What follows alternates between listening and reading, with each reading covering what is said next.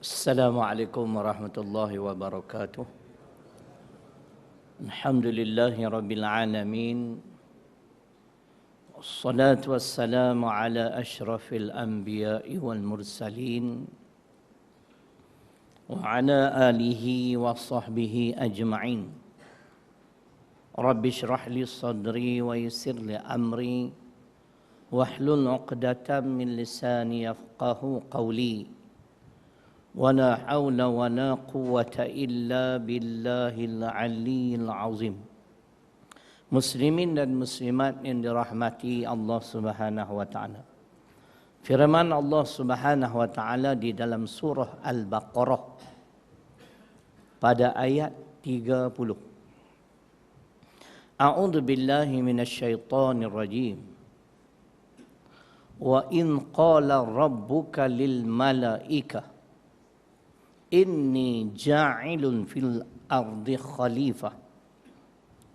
Sadaqallahul azim. Yang bermaksud, dan ingatlah ketika mana kami berkata kepada para malaikat, yakni Allah Subhanahu wa taala menyatakan, inni ja'ilun fil ardi khalifah, sesungguhnya aku akan jadikan di atas muka bumi ini khalifah. Apa dia khalifah? Apa tanggungjawab khalifah? Diperjelaskan dalam kitab tafsir Pimpinan Ar-Rahman.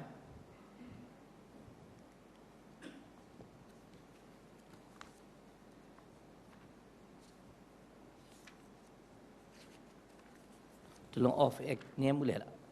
Kipas sejuk. Aircon pada kipas dah balik awal lagi. off kipas tak apa. Aircon tak apa. Okey.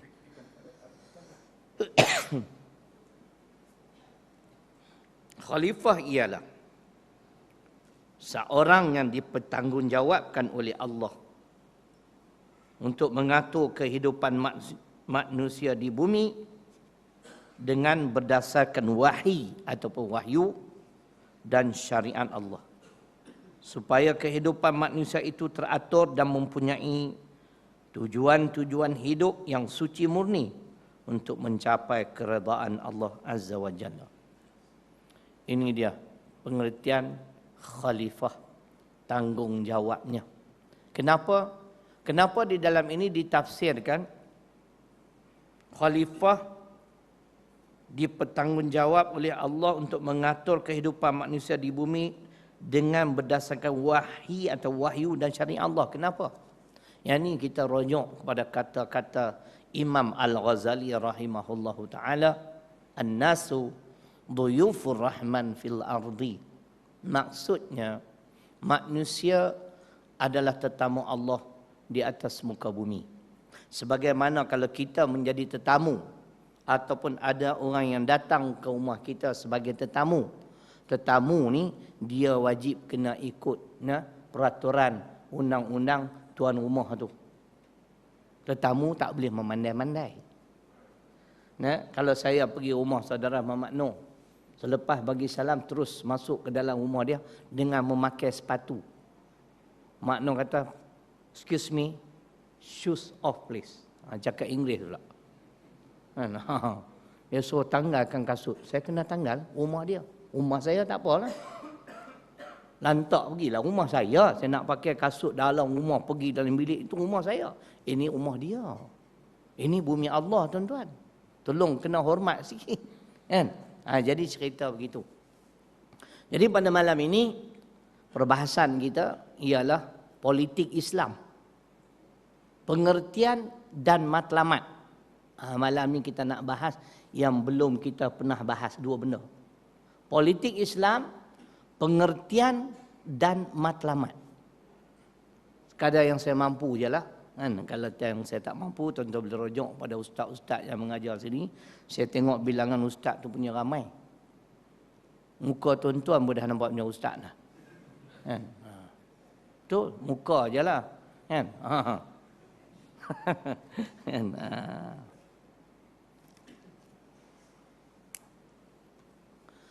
Pengertian politik Islam, pengertian dan matlamat. Pertama sekali, sebagaimana yang kita sebut tadi, kita adalah khalifah. Dalam bahasa Arab, politik adalah siasah. Dalam bahasa Melayu, tata cara mentadbir atau memerintah negara. Tata cara mentadbir atau memerintah negara. Itu siasah. Ya?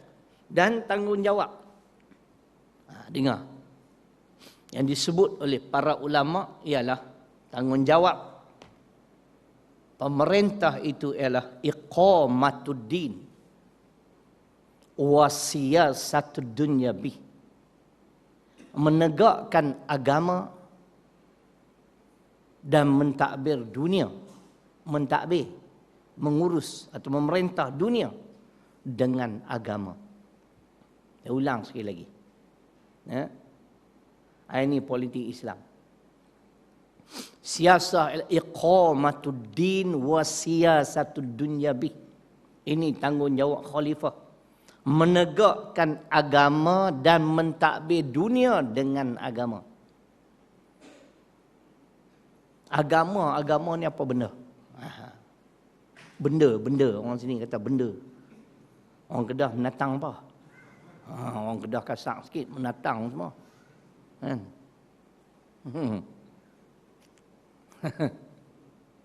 Apa dia?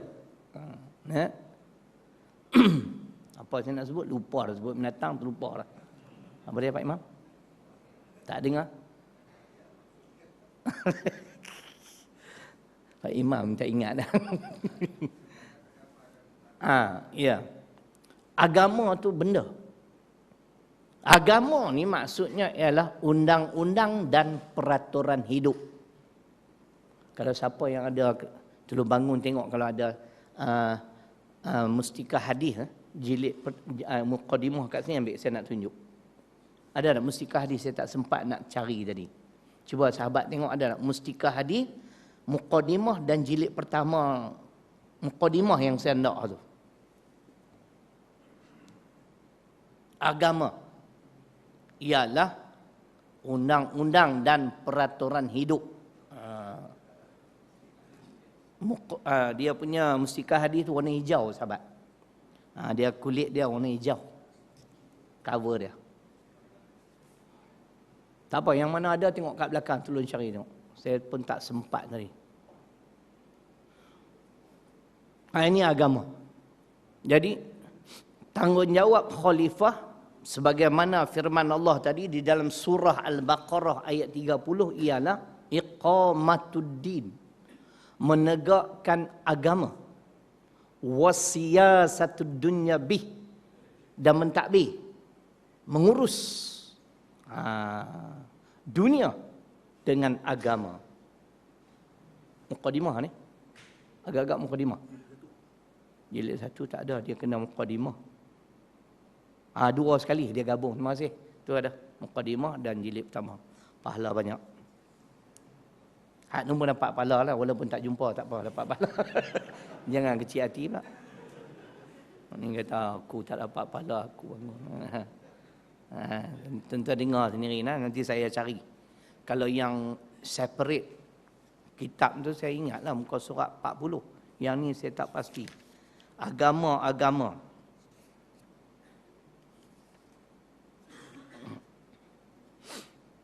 Apa dia agama?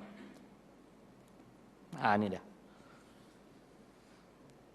Agama ialah undang-undang dan cara hidup yang ditetapkan oleh Allah Ta'ala untuk manusia mendapat dengan sebabnya nikmat yang sebenar dan kebahagiaan yang kekal. Inilah politik Islam, tuan-tuan. Tanggungjawab khalifah ialah menegakkan agama. Di sini sebut menegakkan undang-undang dan cara hidup yang ditetapkan oleh Allah. Kerana kita manusia, undang-undang dan peraturan hidup kita, cara hidup kita berbeza daripada binatang. Kita perlu ingat, kita menumpang di bumi Allah. Mau tak mau, suka tak suka, kena ikut kehendak Allah. Walaupun kita terpaksa ikut, kita kena ingat, kita adalah hamba dia. Sebab itu salah satu pengertian Islam, yang mana sejuk lagi tu. Saya kalau sejuk cukup kalah. Kan? Bila panas baru syok. Lanyak kau-kaunya. Slow sikit tak apa kan? Boleh. Dan keduanya jimat elektrik. Kan? Saya cukup kalah kalau aircon terlalu kuat. Baik. Nak cakap apa pun dah lupa dah. Itulah. Sebab dia ada interruption. Ada gangguan. Dia macam tu. Maknanya, kita ulang semula. Kita perlu ingat, kita adalah hamba Allah. Kita suka ke, tak suka ke, terpaksa ke, kita menumpang di bumi Allah. Dan inilah pengertian Islam. Pengertian Islam di antaranya kita boleh merujuk kepada surah Ali Imran ayat 83. Saya baca ayat, nanti kita dengar terjemahan. Afa ghairu dinillahi yabghun walahu aslama man fis samawati wal ard tau'an wa karhan wa ilaihi yurja'un. Sadaqallahul azim. Maksudnya, surah ketiga Ali Imran 89.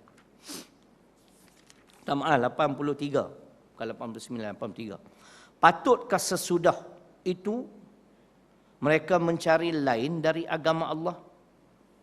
Padahal kepadanya lah tunduk, taat sekalian makhluk yang ada di langit dan di bumi. Dengar baik-baik. Sama ada dengan sukarela ataupun terpaksa. Inilah Islam. Ni makna Islam, tuan-tuan. Kita suka ke terpaksa, kena ikut, kena tunduk. Dan kepadanya lah mereka dikembalikan. Kalau kita nak ambil contoh, apakah Nabi Ibrahim protes ketika mana Allah memerintahkan beliau membawa Siti Hajar dan Ismail ke bumi Mekah yang kering kontang? Dia tak protes. Siti Hajar pun tidak membantah. Nabi Ismail juga tidak membantah ketika bapaknya beritahu, aku nak kena sembelih kamu ni, kerana ini perintah Allah. Inilah Islam. Sama ada dengan, dia kata sini apa? Sama ada dengan sukarela ataupun terpaksa, kena tunduk. Kita menumpang di bumi Allah.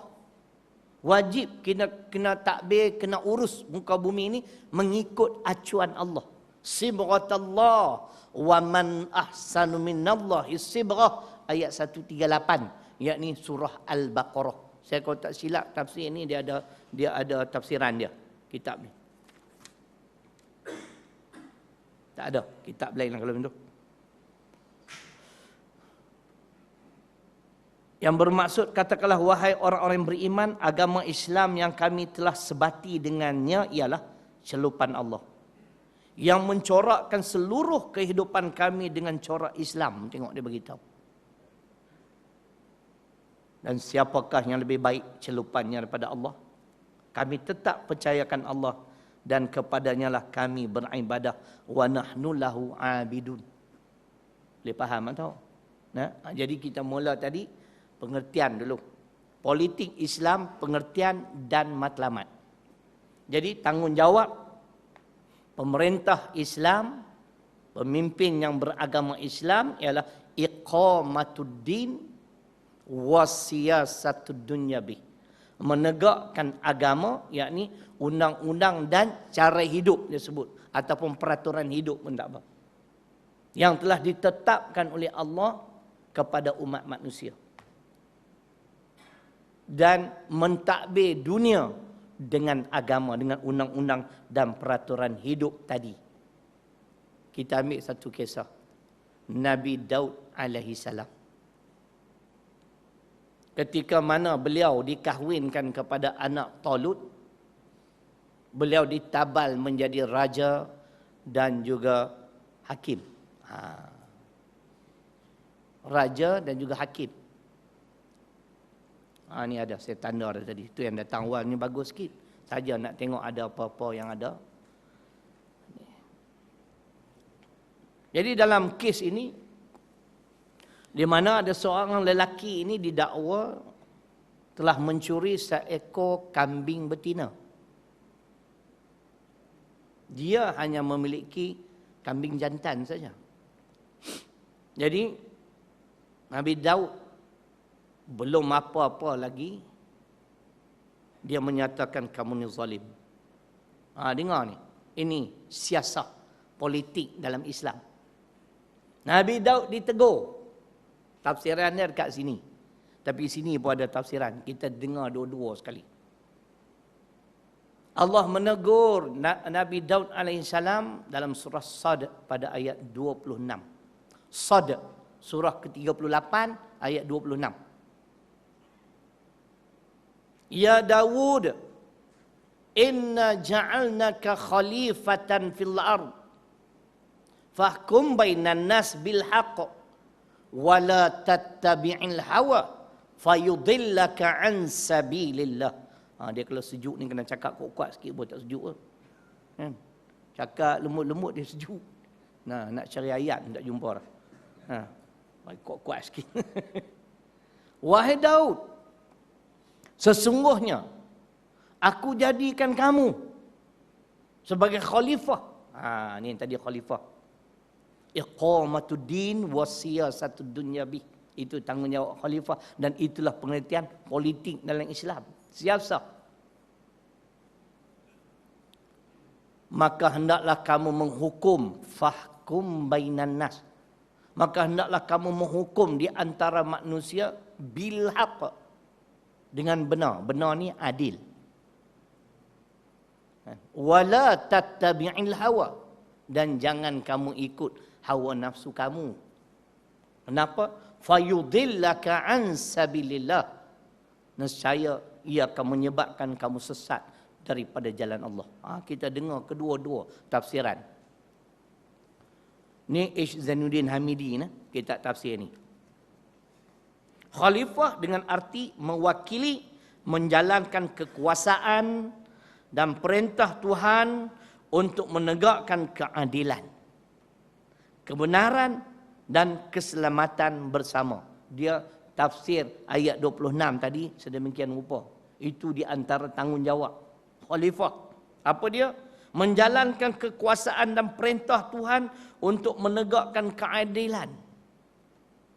Ni sepatutnya Nabi Daud alaihissalam sepatutnya hendaklah memberi peluang kepada yang didakwa itu berhujah. Belum apa-apa lagi, dia kata awak ni zalim. Kebenaran dan keselamatan bersama. Dengar sini pula ayat yang sama, huraian dia.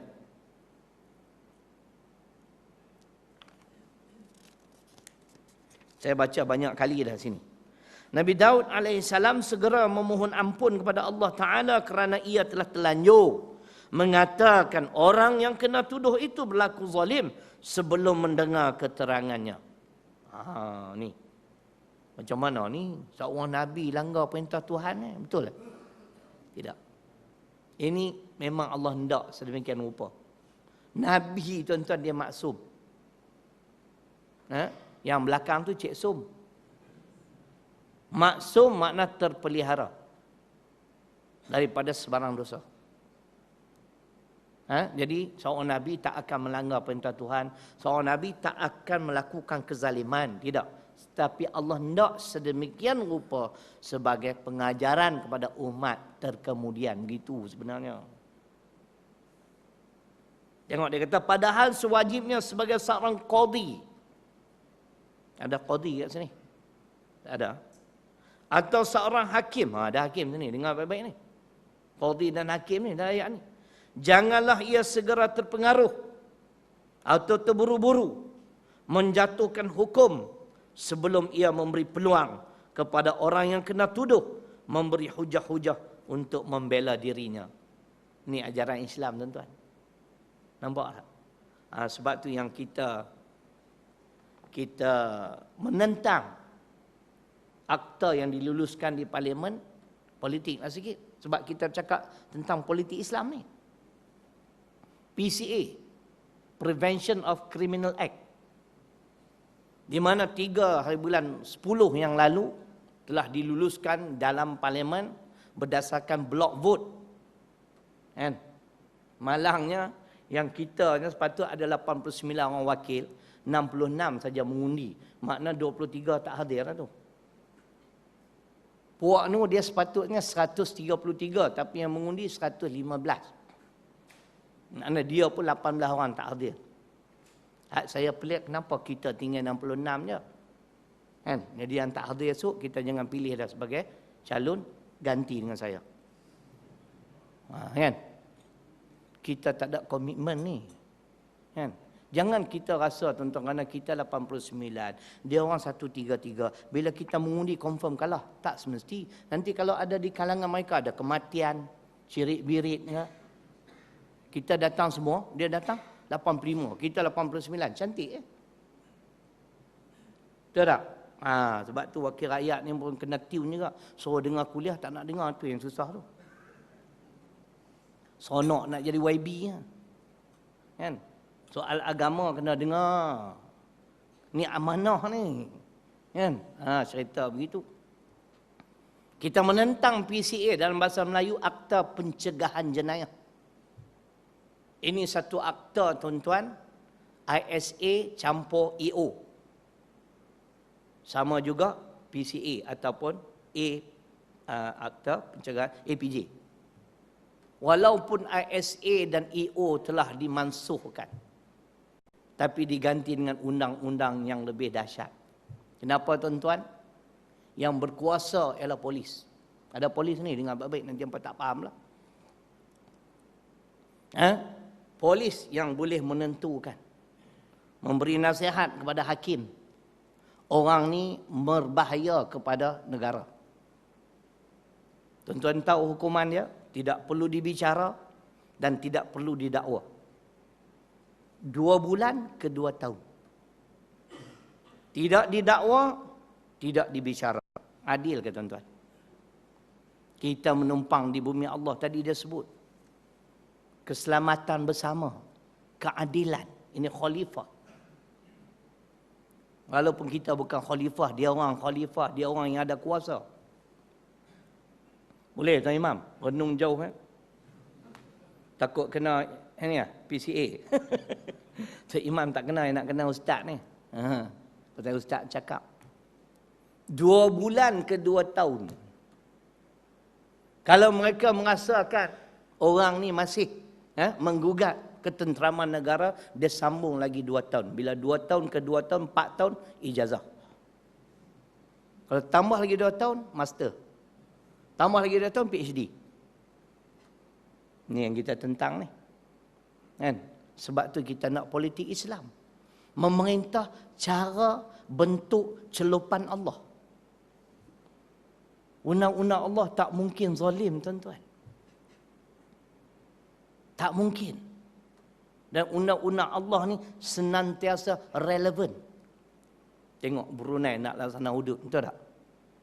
Tuan-tuan tak tahu kan? Tak tahu. Real Madrid kalah 2-1 dengan Barcelona, tahu tak? Oh, tahu pula. Kan?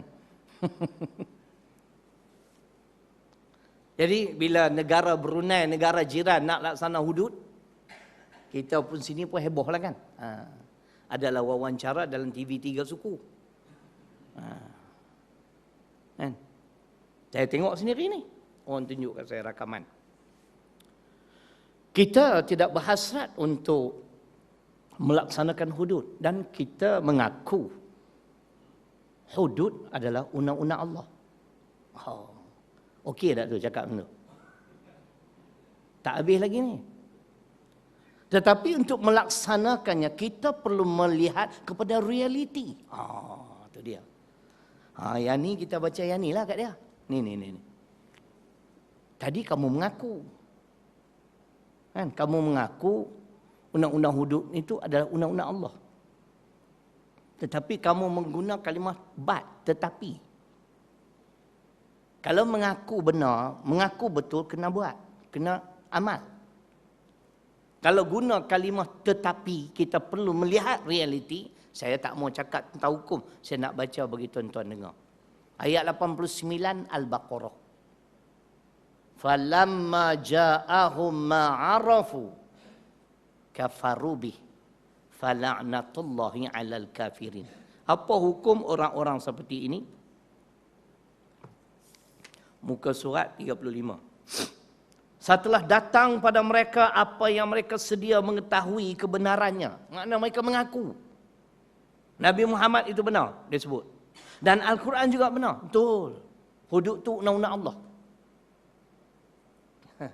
Tetapi untuk melaksanakannya, kita perlu melihat realiti.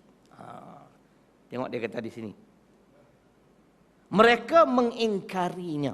Dah mengaku betul, benar, tapi masih ingkar. Maka dengan yang demikian, laknat Allah menimpa orang-orang yang kafir ingkar itu. Dilaknat, tuan-tuan. Laknat ni tak selamat. Laknat makna dijauhkan daripada rahmat Allah dengan penuh kemurkaannya. Dahlah dijauhkan pada rahmat, tapi dengan penuh kemurkaan pula. Jadi kalau kita dipimpin oleh orang-orang seperti itu, selamatkah kehidupan kita, tuan-tuan? Ingat elok-eloklah. Sebab tu politik Islam ni kena bahas ya. Betul tak? Nanti bagi saya betul-betul esok kita buat khutbah Jumaat nak tajuk ni. Bagi cakap 2-3 tempat, bagi fluent sikit kan. Tapi ni bukan tak boleh fluent, mesti sejuk. Saya sejuk kalau betul. Ceroi. Tak payah bangun duduk itu. Biar. Kalau dah saya tak gerak tu kena panggil ustaz, ustaz mati apa. Ni tak apa hidup lagi. Kan? Boleh kata kat kerajaan lagi kan okeylah tu. Lan mana? Lan lari balik lah. Tadi semangat sangat dia.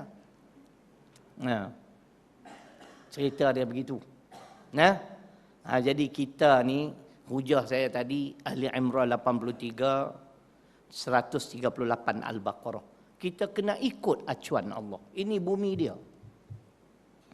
Sebab tu siasah mengikut Islam ialah menegakkan agama dan mentadbir dunia dengan agama. Mentadbir dunia dengan undang-undang dan peraturan hidup yang ditetapkan oleh Allah. Tak boleh memandai-mandai. Sebab tu bila kita menolak saja undang-undang peraturan Allah, tengok apa yang berlaku hari ini. Nah, dah jelas. Baik. Jadi satu bab telah saya bahaskan dan Nabi Daud sendiri juga telah ditegur oleh Allah. Karena sebagai seorang raja dan hakim, orang yang ada kuasa, dia tidak boleh terburu-buru atau tidak boleh terpengaruh. Dia perlu membenarkan orang yang didakwa itu memberi hujah-hujah sebelum dijatuhkan hukuman. Sebab tu macam PCA ni confirm memang menyalahi ajaran Islam. Yang wajib kita tentang habis-habisan. Kalau Tok Khatib berani, ceramahlah dalam khutbah Jumaat kalau berani. Saya dah bercakap dah banyak kali dah. Kan? Benda ni kena bercakap. Bukan semua orang tahu apa yang berlaku dalam negara kita. Kan? Ini bukan soal politik. Kita bercakap soal keadilan. Kalau makna kena tu agak-agak macam mana makna? Tak pasal-pasal lah. 2 bulan ke 2 tahun. Dia kata makna bahaya kepada negara. Nak kata syariah tak lah. Makna dululah. Makna kata ini tidak adil. Itu cerita tuan-tuan. Sebab tu kita nak politik Islam. Tata cara memerintah. Tata cara mentadbir negara. Itu yang pertama yang telah saya bahaskan. Pengertian siasah. Pengertian politik. Baik, yang kedua. Matlamat politik Islam. Seorang ulama di Yaman ketika mengadakan satu lecture dia sebut. Inilah matlamat. Kita pun heran. Ulama Malaysia ni tak tahu benda-benda ni. Kan? Tausi'u dairatil khair wa tadyiqu dairatil syar. Itu dia. Matlamat politik Islam, ini dia. 2 benda. Dengar baik-baik. Dan Syekh bagi pula hujah ayat-ayat Quran. untuk menguatkan hujah dia. Maksudnya, matlamat politik Islam ialah meluaskan daerah kebaikan dan kejahatan. Inilah matlamat politik Islam, tuan. Dalil Syekh bagi dua dalil. Di antaranya surat Al-Hajj ayat 41. Cuba tuan-tuan dengar, berdasarkan ayat ini, betul atau tidak matlamat politik Islam ini?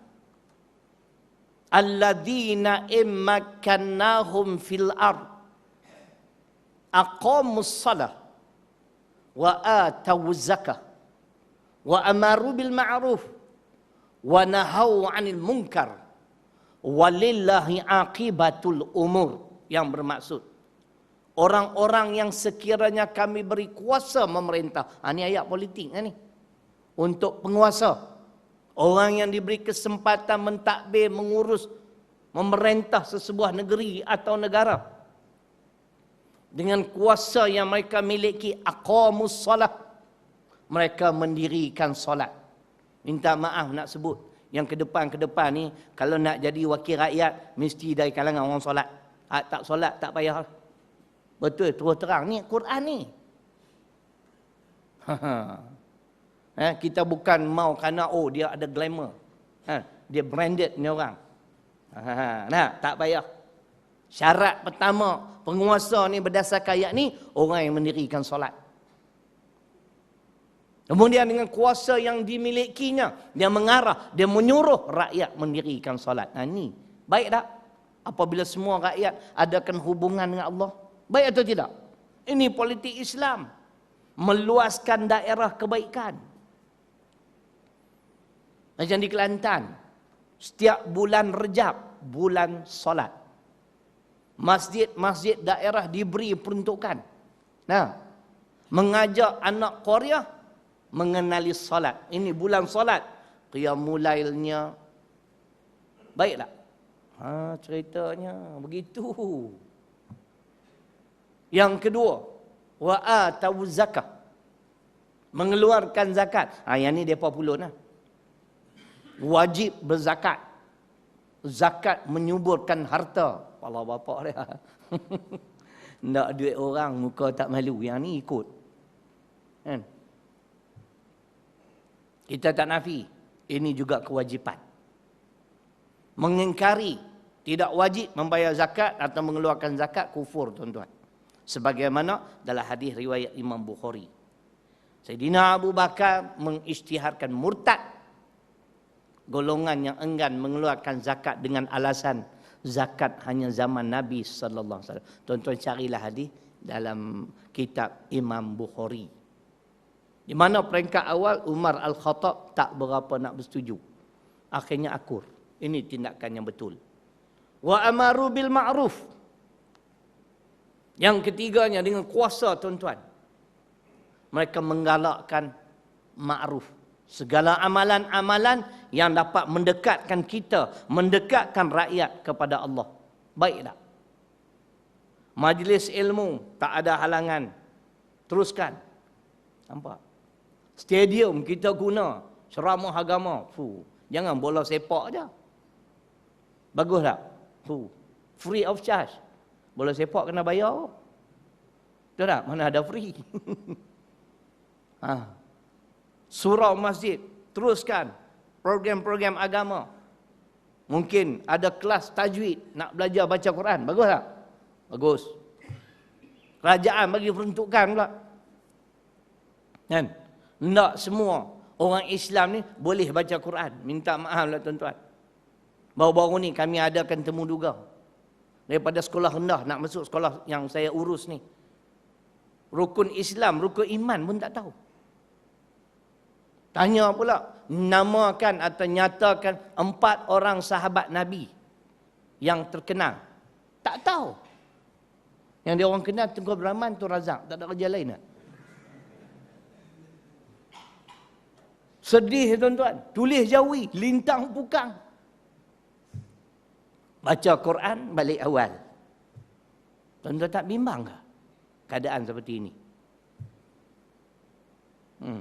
Syukurlah kita ni. Jahil-jahil pun Tuhan sayang. Dia bagi petunjuk, kita kembali ke jalan yang lurus. Alhamdulillah. Walaupun bolehlah kita berdakwah sikit-sikit ikut kemampuan yang ada. Ni sistem kita gagal. Sampai rukun Islam, rukun iman pun tak boleh beza. 4 sahabat besar pun tak tahu. Masya Allah. Sedihnya. Itu yang kami, alhamdulillah, projek sedang dilaksanakan. Bangunan 2 tingkat, 350,000 untuk mewujudkan sekolah rendah Islam tahfiz mutmainnah. Bukan bagi tahu saja tuan-tuan, bentang sejadah. Baru dapat 20,000 ni, ni yang susah hati ni. Kan? Projek 350,000. Kalau malam ni dapat 300,000, alhamdulillah. Boleh saudara makna? 300,000 rupiah. Itu berapa sen makna cerai kan? Apa yang ingin mendapat pelepasan cukai pendapatan boleh bertemu dengan saya. Kan? Untuk 2013 punya. Boleh kita ambil zakat atau nak bagi zakat saja, tolong kempen-kempen lah pada keluarga tuan-tuan. Boleh. Sahabat handai, tolong sekali lagi lah. Lepas ni saya pun tak mau dah. Tak mau bina apa bangunan, so cukup lah. Letih tuan-tuan. Saya pun dah dapat satu amanah yang besar, jawatan yang besar lah ni, kan, di Kedah. Jadi saya pun nak kena terlibat juga secara menyeluruh dalam politik Islam. Memang lepas ni saya nak serahkan semua pada sahabat-sahabat yang ada, ambil lah. Bangunan tak berhutang, kan, duit ada sikit sebanyak, hampa takbir lah sekolah ni sebaik mungkin, kan. Saya nak embark pada satu projek baru pula, kan. Bukan senang tuan-tuan ni, sisa-sisa hidup kita mesti ada. Kan? Nak memperjuangkan Islam, rugi tu tuan-tuan. Baik. Jadi insya-Allah nah, macam biasalah. Baik. Jadi maknanya meluaskan daerah kebaikan. Wa amaru bil ma'ruf. Penguasa pemerintah dia menggalakkan semua yang ma'ruf. Yang mana amalan-amalan dapat mendekatkan kita kepada Allah Subhanahu Wa Taala dikatakan ma'ruf. Apa saja yang baik. Tak ada halangan. Bahkan mungkin diberi sokongan di segi kewangan dan sebagainya. Nak memartabatkan Islam, tuan-tuan tak mau kan? Kalau politik cara Islam. Wa nahau 'anil munkar, inilah. Dia mencegah segala bentuk kemungkaran. Mungkar, segala amalan yang menyebabkan kita jauh daripada Allah adalah mungkar. Apa saja kita fikir sendirilah. Tak malu ke? Tahun 2012, tahun lalu, ketika Piala Dunia berlangsung, Pulau Pinang di antara negeri yang tidak membenarkan judi bola sepak. Betul tak? Dengan orang bukan Islam ni tuan-tuan, tak payah bagi tahu. Judi ni diharamkan oleh Islam. Arak ni diharamkan, tak payah. Dia bukan nak dengar hukum. Kita tanya dia, apa kebaikan berjudi dan minum arak? Bagi dia fikir sikit. Kita tanya dia, awak tak tengok kaki judi yang kalah bunuh diri. Hak minum arak mabuk menyebabkan kelang kabut habis jalan raya. Apa kebaikan? Tak payah cakap segi hukum dengan orang bukan Islam ni. Nampak? Akhirnya Pulau Pinang mengharamkan judi. Itu dia. Orang bukan Islam, pemerintah mengharamkan judi. Kita orang Islam menghalalkan judi. Kalau 2-3 ekor berjudi di belakang surau, polis boleh tangkap. Kan? Bawa polis tu ke genting halal, polis kena tangkap. Sebab di sana halal, kan? Di bawah belakang ni haram. Pelik tuan-tuan. Tu nak cah apa pula tu? Tak ingin meletup pula balik awal. Ini tuan-tuan. Menyempitkan daerah kejahatan. Fikir sendirilah. Kan? Seterusnya, Syekh bagi dalil ayat 55 An-Nur. An-Nur. Ini politik Islam. Sehebat Syekh ni, insya-Allah. Wa'adallahu alladhina amanu minkum wa 'amilus solihat. la yastakhlifannahum fil ard kama istakhlafal ladzina min qablihim wa la yumakkinanna lahum dinahum alladzi irtada lahum wa la yubaddilannahum min ba'di khaufihim amna ya'budunani la yusyrikuna bi syai'a wa man kafara ba'da dzalik fa ulaika humul fasiqun. Saya baca khutbah Jumaat nada macam ni tuan-tuan. Ada seorang tu datang, dia nak tanya ustaz. Tanyalah, yang boleh jawab saya jawab. Adakah Nabi berkhutbah seperti ustaz? Saya kata kenapa, ada salah ke? Suara tu lantang sangat, orang nak tidur pun susah. Mangkuk ayun.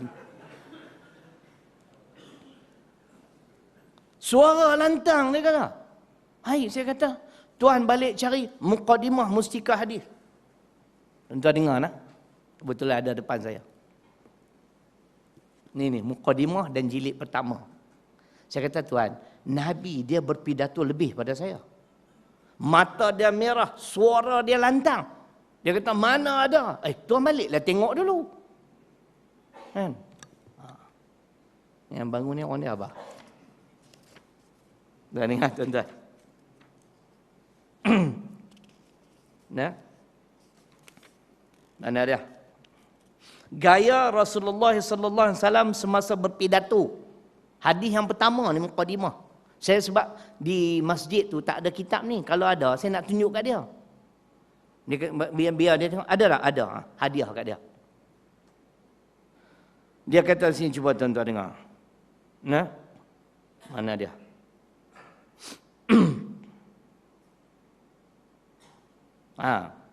Semasa berpidato tergambar pada anggota-anggota lahir baginda kesungguhan hatinya mengenai apa yang hendak disampaikannya melalui pidatonya itu, lebih-lebih lagi pada perkara-perkara yang hebat seperti berlakunya kiamat. Baginda melafazkannya dengan suara yang lantang, merah matanya, dengan rupa marah nampaknya. Tu dia. Inilah pokok ni degil tuan-tuan. Nak bertengkar dengan Ustaz Syarilung. Tak maaf, saya ni hafal nama kitab hadis ke berapa, balik awal lah. Saya kata tuan balik tengok Muqaddimah Mustika Hadis. Mana ada? Ada, saya kata. Kalau dia kata tunjuk ni, ada. Lanyak atas kepala, baru hadiah kat dia. Mangkuk sungguh. Dia khutbah mana boleh lembut-lembut. Kan? Bagi jelas, tepat, biar orang semua bagi perhatian. Macam baru-baru ni di Sri Melati tu. Alamak, kau kodeknya bagi. Kan? PA system yang memang best. PA system ni main peranan tuan-tuan. Bila PA system bagus, kita punya khutbah memang lancar. Tapi kalau cap ayam, balik awal. Kejap-kejap kita pun sangkut, kejap-kejap sangkut. Itu nak lupa ayat Quran, nak lupa hadis. Tapi di Sri Melati itu alhamdulillah. Kan? Ada pula seorang tu kata, khutbah kedua saya tak baca selawat. Saya kata, Syekh, saya punya khutbah ni, saya atur siap-siap alhamdulillah, asyhadu Allah, selawat dan takwa berturut-turut. Kan? Berturut-turut, faham tak? Saya kata, chances saya tak baca selawat tu memang insya-Allah 0.00001%. Kadang-kadang muka apa tu, kan? Dia nak cari kelemahan kita. Ini kali kedua. Selama 10 tahun saya khutbah, ini orang yang kedua kata saya tak baca selawat. Orang yang pertama pun saya jawab. Saya kata, Syekh, anda dengar saya khutbah macam mana? Ini gaya saya khutbah. Dengar, ada selawat? Ada. Memang macam tu cara saya. Dia kata, mungkin saya terlelap. Confirm, hang tertidur. Ada seorang tu duduk tengah catat poin saya ni di Sri Melati. Tengok, tidur. Tu yang susah tu. Tu dia pegang pen tu. Catat, tak tahu kot Jaiz ke, Jawi ke, Rumi ke. Kan? Kita tak beranilah kata 100% kan. Sebab kita ada kelemahan. Tapi kalau cara kita atur tu, insya-Allah kita tak akan terlepas pandang dalam soal apa rukun khutbah ni. Bagi jelas, bagi orang faham. Kesian seorang tu, dia datang dengan anak dia. Elok dia sampai tuan-tuan, dia letak punggung dia lebar tu. Saya pun, barakallahu li walakum fil Quran. Saya kata, mangkuk kau ni tak sempat dengar apa. Pergilah was sikit. Bukanlah kata kat Syekh. Nanti Syekh berasa pula. Alamak. Malam ni dia main lambat. Aduh, koinsiden. Kebetulan. Tu cerita dia. Tak? Dia ada hal. Selalu dah tahu malam ni je.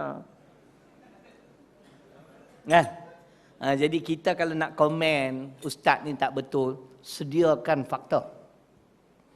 Bawa kitab. Kita pun nak bawa kitab juga. Jadi begitu keadaan tuan-tuan. Ayat saya baca surah An-Nur ayat 55. Dalam ni memang menarik tafsir dia. Saya nak ringkaskan sahaja. Di mana Allah menjanjikan kepada orang-orang beriman dan beramal soleh, surah ke-24 ayat 55. 3 benda. 3 perkara yang dijanjikan Tuhan untuk orang-orang yang beriman dan mengerjakan amal soleh. Yang pertama, kekuasaan. Kuasa. Yang kedua, keteguhan agamanya. Agama Islam ketika itu di bawah pimpinan orang-orang beriman dan beramal soleh akan menjadi agama yang teguh dan kukuh. Kenapa tuan-tuan? Undang-undang Islam jalan. Baiklah. Bila berjalan kehidupan kita jangan bimbang, insya-Allah. Kita akan tengoklah Brunei esok. Kita tengok. Contoh bagaimana mampu atau tidak undang-undang Allah mengatasi ataupun menyelesaikan masalah jenayah. Kita tengok hari ni di Malaysia, Allah. Belum dapat tangkap lagi yang tembak bank officer tu. Apa punya zalimnya manusia tuan-tuan. Saya nak tangkap pun tak berani sebab dia ada rifle tu juga. Sekali aku pula mangsa yang kedua. Apa punya manusia tak ada hati perut. Ni sebenarnya inilah balasan Tuhan. Karena kedegilan kita menolak undang-undang dan cara hidup yang Allah tetapkan kata kita. Kita meragui. Kita tak yakin. Bahkan ada yang merendah-rendahkan pula. Lagi yang ketiganya, keamanan dalam perasaan dan pergaulan hidup. Ini politik Islam. Bila orang beriman memerintah tuan-tuan, keamanan wujud, keamanan dalam perasaan. Perasaan tu. Perasaan mungkin contoh macam ni lah. Macam sekarang, tak semua ustaz berani cakap benda-benda yang isu yang sensitif. Kerana dia bimbang juga. Tambah PCA telah diluluskan pula.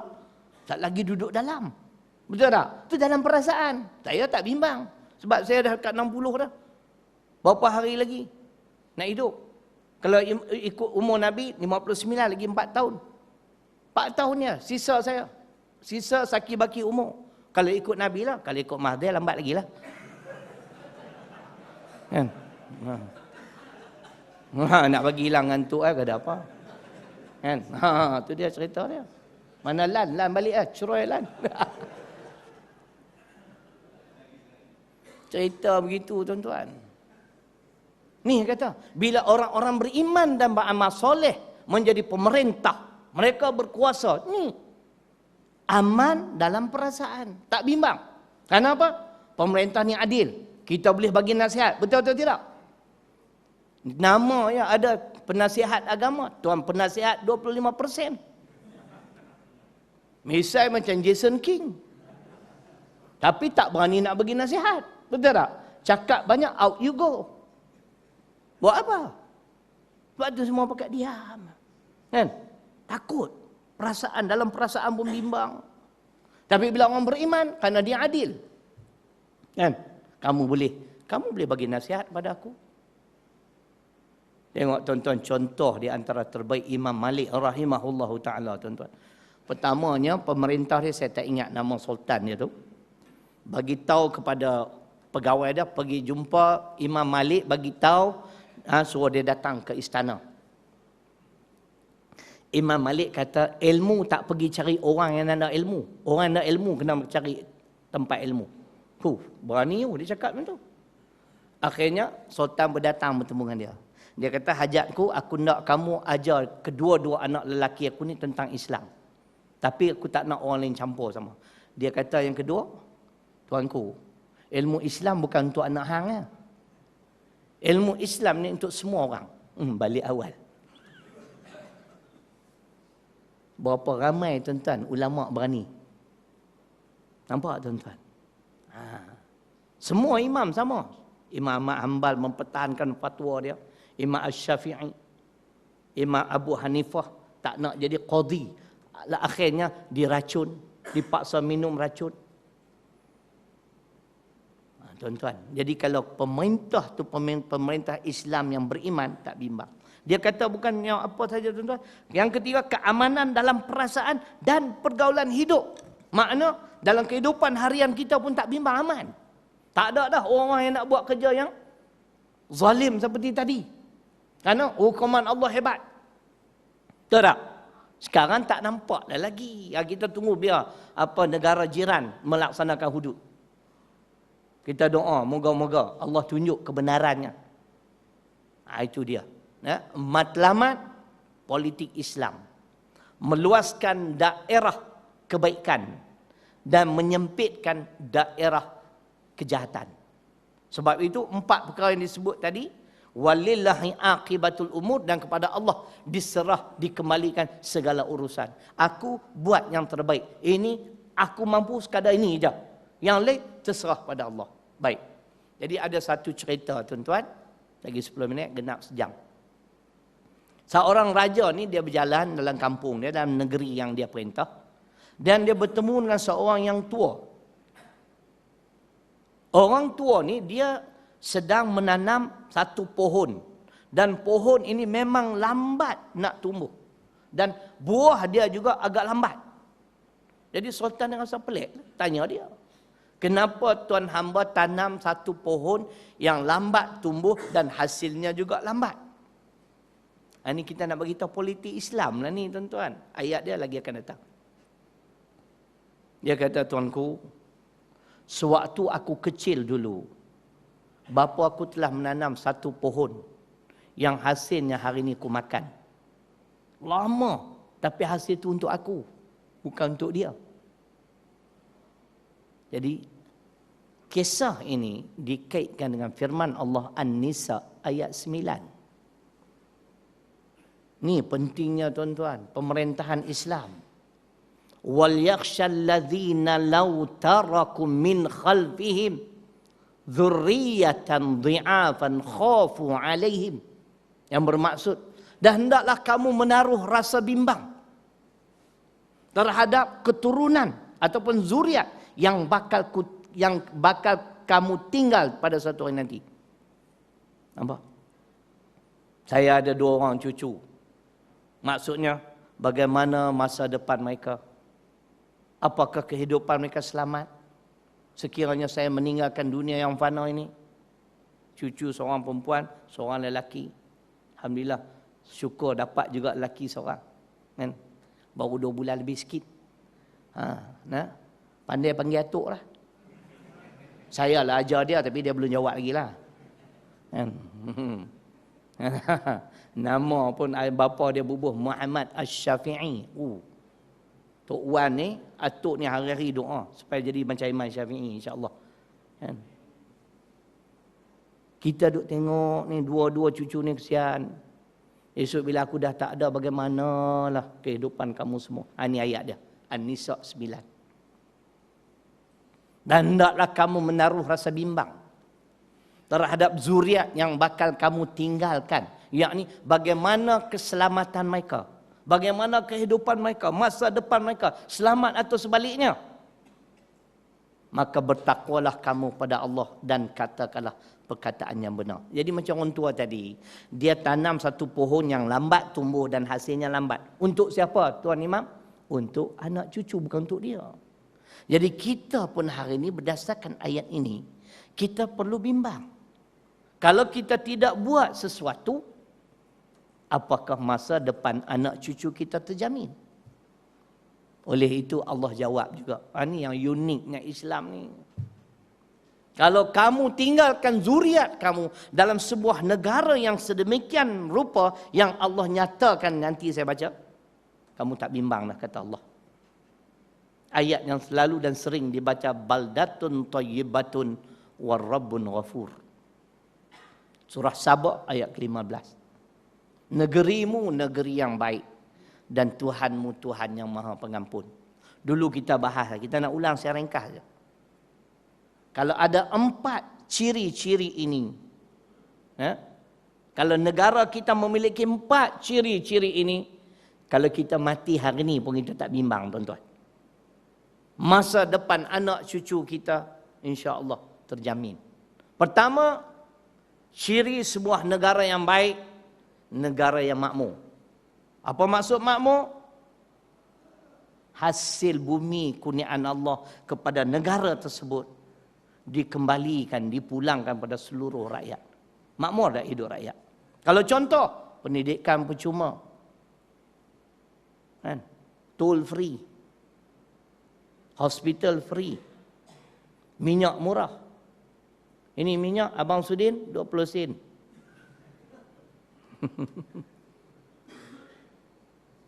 Sekarang yang kita melihat, yang makmur siapa? Tuan-tuan baca The Star hari ni. Kod-kod Pak Said tak baca. Saya tak ingat muka surat, saya ada simpan keratan tu. Bila ditanya kepada menteri di Jabatan Perdana Menteri, berapa banyak bil elektrik dan air yang diguna oleh Perdana Menteri? Ada Perdana Menteri ni, jangan marah. Soalan bertulis. Dengar ni. Siapa yang hidup makmur? Elektrik saja, sepanjang tahun 2012, 2.2 juta, tuan-tuan. Air, 311,000. Saya bagi in round figure. Makmur tak? Itu belum kita kira lagi pergi overseas, tidur hotel, itu flight ni. Di malam Perdana Menteri, elektrik 865,000 sepanjang tahun 2012. Air 99,000. Tuan-tuan boleh rojok jawapan menteri di Jabatan Perdana Menteri, Datuk Seri Syahidan. Saya jumpa dia dekat airport, dia kenal saya. Maklumlah saya glamour. Kalau menteri kenal tu kira memang top lah kau ni. Kan? Kami sama-sama queue. Saya nak balik ke Penang, dia nak balik ke Lostar. Dia tengok, Assalamualaikum. Oh, saya pun dah orang bagi salam, takkan tak bagi jawab. Waalaikumsalam, Datuk, apa khabar? Nak pergi mana? Nak balik Penang lah. Kan? Datuk mana? Saya nak balik Perlis, dia kata. Dia buat kerja apa? Kerja biasalah, lawan hampa lah. Ada mak. Pak Syed, lawan hampa. Aduh, belum kena PCA lagi, lawan lagi lah. Kan? Yang dia kenal saya tu. Oh, Ustaz, dia panggil elok. Ustaz, Assalamualaikum Ustaz. Alamak. Siapa yang hidup makmur? Kita, tuan-tuan. Kita mengajak rakyat supaya berjimat cermat. Tapi pemimpin? Nampak? Idza aradallahu biqaumin su'an ja'ala amrahum ila mutsrafihim. Al-Baihaqi, hadis riwayat Al-Baihaqi. Salah satu cara Allah nak menghancurkan sesuatu bangsa, sesuatu kaum ialah caranya pemimpin kaum tersebut hidup bermewah-mewah. Tuan-tuan, ni hadis ni. Tidak ayat Quran. Ini ada depan kita. Wa idza aradna an nuhlika qaryah amarna mutsrafiha fafasaqu fiha fahaqqa 'alaiha alqaul fadammarnaha tadmira. Apabila pemimpin, apabila ketua-ketua atau orang terkemuka hidup bersenang lenang, bahaya, tuan-tuan, kepada sesebuah negara.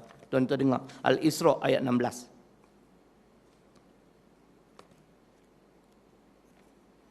Kita baca tafsirannya. Sebabnya perintah Allah yang menyuruh taat itu ditujukan dalam ayat ini kepada golongan yang senang lenang dan berkehidupan mewah, meliputi ketua-ketua, leaders, dan orang-orang yang terkemuka, prominent figures dalam bahasa Inggeris. Bila negara dipimpin oleh orang-orang seperti ini, tuan-tuan, kehancuran pasti berlaku. Kan? Yang pelik, tuan-tuan, GST nak dilaksanakan 2015. 1 April, kata April Fool kat tu. Yang saya rasa pelik, kenapa tak boleh buat perkara yang sama? 2020 kerajaan akan melaksanakan hudud. Iklan dulu. Bukan sekarang. 2020. GST boleh buat? Kita explain kepada orang bukan Islam, kamu tak perlu bimbang. Orang Islam tak perlu bimbang. Kalau tu imam bukan kaki pencuri. Tengok muka pun segak, muka bercahaya. Tambah ustaz lagi handsome. Nak bimbang apa? Aku bukan pencuri, aku bukan perompak. Betul tak tuan-tuan? GST boleh buat, hudud tak boleh buat. Alasannya mau 1000 daya, tak mau 1000 dalih. Betul tak? GST tu tak tinggi, 6% nya. Di antara yang terendah di dunia. Tapi kita yang bakal membayar semua good and service tax, mereka hidup bermewah-mewah. Hancur negara tuan-tuan.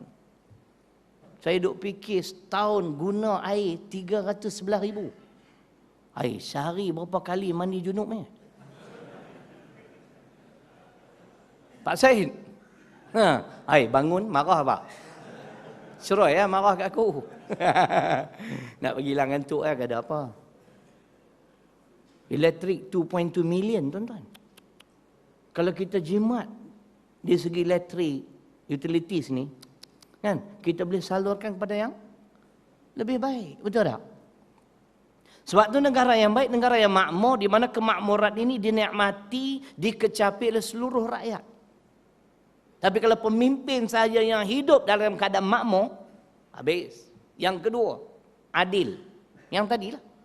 Ciri dia adil. Boleh menerima nasihat, boleh diberi nasihat. Kalau kita didakwa, diberi peluang membela diri, selamat dah anak cucu kita ketika itu tuan-tuan. Tuan-tuan bimbang tak? Tak bimbang dah. Mereka boleh menegur kerajaan, boleh menyatakan pandangan, boleh keluar kod TV. Ini baru adil. Ni TV dia apa ya? Tapi kita duk bayar juga. Ceroy sungguh. Kan? Bagi peluang muka handsome ni keluar sekali. Kan? Bicara, tanyalah ustaz. Tajuk mesti politik Islam. Oh sedap kita nyata. Ni tak ada keadilan, tak wujud. Kan? Dua, adil. Bila pemerintah adil, kita tak bimbang keturunan dan zuriat yang bakal kita tinggalkan. Sebab kezaliman tak akan wujud, tak akan berlaku. Yang ketiga, aman. Macam tadi lah. Di bawah pemerintahan orang-orang beriman dan beramal soleh, keamanan akan wujud. Aman dalam perasaan, aman dalam pergaulan hidup. Tak bimbang dah. Tinggal rumah lama-lama pun tak apa. Walaupun mangga tu besar ni ya. Sekarang mangga besar ni. Dengan mangga-mangga dia kebas. Apa punya malaun. Kasim baba pun ditinggal tu. Itu pun kerana kau panas. Aduh tuan-tuan. Ni. Kita tak bimbang dah. Anak cucu kita pergi lah mana pun. Aman. Tak? Yang keempat. Amar ma'ruf dan nahi mungkar berjalan serentak. Bagus tak? Daerah kebaikan saja yang nampak. Daerah keburukan disempitkan. Ditiadakan langsung. Ini minta maaf lah kepada perokok-perokok kebangsaan. Jangan marah saya. Katanya harga rokok naik kan. Tapi hisap juga. Saya kata kat kawan tu, kawan yang jual rokok tu, dia ada gambar ngerokok ni menyebabkan anak dalam kandungan apa semua kan. Saya kata hampa duk buat beritahu buat apa, hampa duk jual juga. Jangan jual bang orang tak hisap rokok. Dah tak? Minta maaf lah. Yang tak mengaku tu perokok kebangsaan bah. Kan? Jangan jual. Tiadakan benda ni orang tak hisap rokok. Arak, najis. Najis, tapi jual juga. Yang apa cerita ni?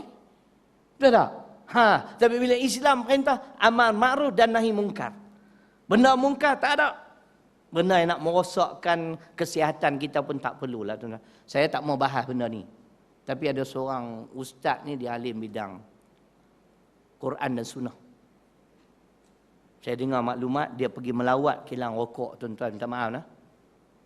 Rokok tu memang direndam dengan liquor, dengan arak. Dia punya apa nama? Dia punya tobacco tu. Nak bagi ada kick lagi. Tak tahulah kick ke apa ke, kungfu ke. Dia kata, jadi kalau kita nak kata benda ni makruh tak boleh dah. Sebab dia tengok sendiri, saya tak nak sebut nama dia. Dia memang pakar Quran Sunnah. Sebab tu, negara yang baik, amar ma'ruf dan nahi mungkar berjalan serentak. Masya Allah. kita tinggalkan keturunan atau zuriat, anak cucu kita tak bimbang lah Tok Imam. Malam ni cucu tak datang. Tak datang. Tak bimbang dah. Pertama, makmur. Pendidikan percuma, perubatan percuma, toll free, minyak murah, makanan murah, makmur tak? Yang kedua, adil. Boleh kritik kerajaan, boleh nyatakan pandangan, buat apa saja pun tak apa. Kalau sabit kesalahan, didakwa di mahkamah dulu. Itu adil lah. Bukan main terus tangkap. 2 bulan ke 2 tahun. Itu baru diploma. Tambah 2 tahun lagi, ijazah. Aman. Masya Allah, pergilah mana pun. Tuan, kita berdoa, moga-moga Brunei menjadi pioneer di kawasan ini, membuktikan keadilan dan keberkesanan undang-undang Islam. Yang keempat, amal ma'ruf dan nahi mungkar jalan. Benda baik digalakkan. Masjid Imarah, Masya Allah, tiap-tiap malam. Surau penuh. Nah, tempat maksiat untuk bukan Islam, kita kurangkan, minimumkan. Kalau agama mereka tidak menghalang mereka daripada minum arak, kita sempitkan. Nampak tak? Boleh tuan-tuan?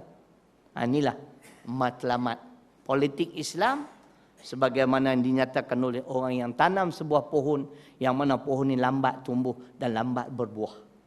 Kita buat hari ini bukan untuk kita tuan-tuan. Renungkanlah An-Nisa ayat 9 tadi, untuk keturunan atau zuriat anak cucu yang bakal kita tinggalkan pada suatu hari nanti. Itulah sekadar yang saya mampu untuk malam ini sebagai renungan bersama. Mudah-mudahan memberi manfaat pada kita bersama. Sekali lagi lah saya merayu tuan-tuan tolong kempen-kempen. Nah, dan siapa nak beli CD-CD pun ada ni, sahabat kita jual.